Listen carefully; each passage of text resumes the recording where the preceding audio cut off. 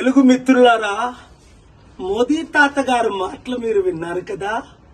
చంద్రబాబు గారు, బ్రదర్ పవన్ కళ్యాణ్, ఇది మనమే చేయాలి, మీరే చెయ్యాలి. అధికారంలో వచ్చినంత వరకు ఏమన్నారు? స్పెషల్ స్టేటస్ ఇస్తాను, స్మార్ట్ సిటీలు కడతాను, నల్లధనం తీసుకొస్తాను, అందరినీ శాంతిగా ఉంచుతాను, అద్భుతాలు చేస్తాను, డాలర్ రూపాయితో సమానం చేస్తాను, 20 కోట్ల ఉద్యోగాలు 10 సంవత్సరాలు ఇస్తాను.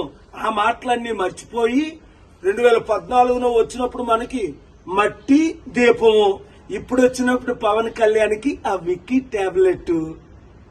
అప్పులు మనం చేసి మన రాజధాని కట్టుకోవాలట. ఇప్పటికైనా బుద్ధి వచ్చిందా? మన డబ్బంతా తీసుకెళ్లి గుజరాత్కి అప్పచెప్తున్న లక్షల కోట్లు. మార్పు రావాలి.